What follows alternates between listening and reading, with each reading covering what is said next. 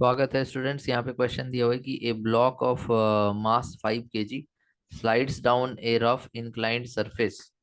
The angle of inclination is 45 degree. The coefficient of sliding friction is 0.2। When the body slides 10 centimetre the work done on the block by the force of friction is. देखिए, पहले तो यहाँ पर एक inclined plane हम लोग ऐसे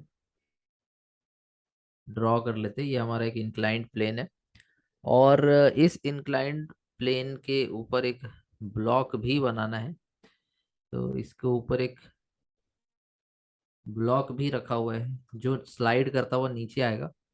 ये जो एंगल है ये है 45 डिग्री। तो ये ब्लॉक ऑफ मास कितना है? 5 kg। 5 kg इसका मास है और ये रफ इंक्लाइंड प्लेन है, मतलब यहाँ पे आपको फ्रिक्शन लेना पड़ेगा।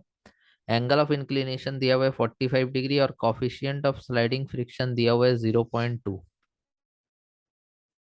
When the block slides 10 centimetre, जब ये ब्लॉक 10 सेंटीमीटर स्लाइड कर जाएगा, मतलब यहाँ से यहाँ तक मान लो कि ये जो डिस्प्लेसमेंट है इसका ये है 10 सेंटीमीटर, मतलब 0.1 मीटर।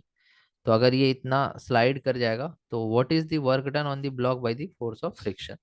तो फ्रिक्शन के द्वारा किया गया वर्क हमें यहाँ पर निकाल के बताने की फ्रिक्शन आखिर इस पर कितना वर्क जो है करेगा।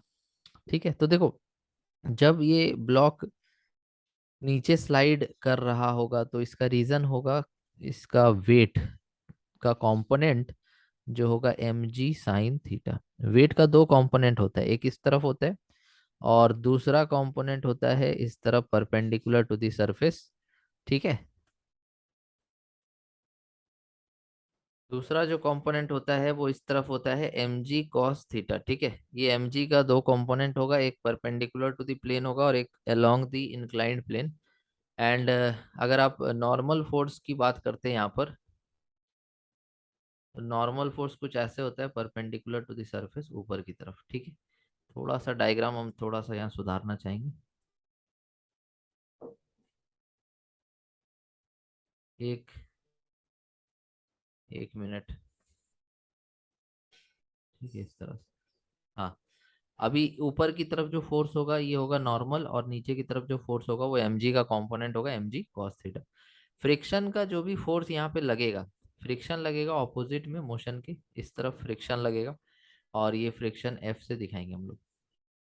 ठीक है, तो अगर हम बात करें कि यहाँ पर फ्रिक्शन का जो वैल्यू है वो कितना होगा, तो देखो, फ्रिक्शन का वैल्यू होगा mu into n. Maximum value कितना होगा? Mu into N.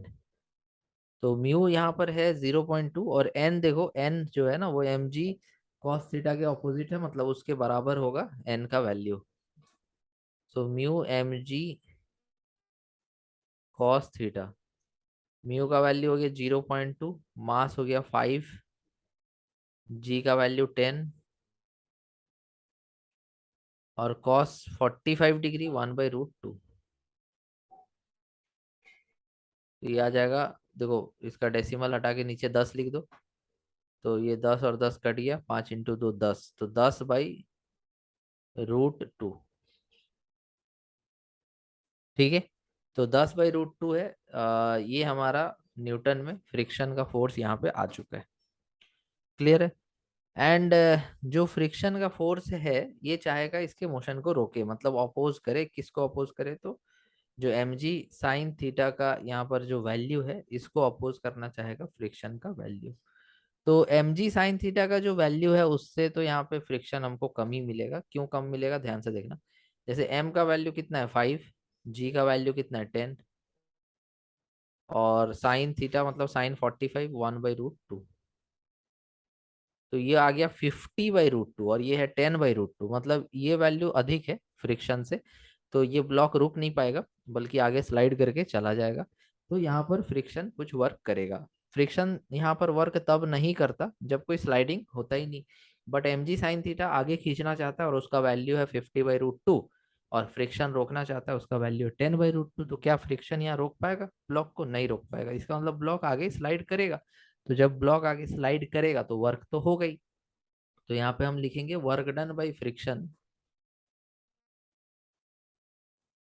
Work done by force of friction, तो मेरा जो फॉर्मूला था उसके हिसाब से अगर देखें तो फॉर्मूला होता है एफ एस कॉस थीटा, जहाँ पे फोर्स की जगह फ्रिक्शन लिखेंगे, डिस्प्लेसमेंट हमको पता है कि 10 सेंटीमीटर है, कॉस थीटा की जगह कॉस 180 लिखना है यहाँ पे, यहाँ 45 मत लिख देना, क्योंकि देखो डिस्प्लेसमेंट तो ब्लॉक का आगे हो रहा है और फ्रिक्शन पीछे लग रहा है, तो इनके बीच का एंगल 180 होगा। जैसे डिस्प्लेसमेंट इस तरफ नीचे होगा ब्लॉक का और फ्रिक्शन इस तरफ पीछे लगेगा ब्लॉक पे, तो ये एंगल हमको लिखना पड़ता है, यहाँ पे 180 डिग्री है, ठीक है।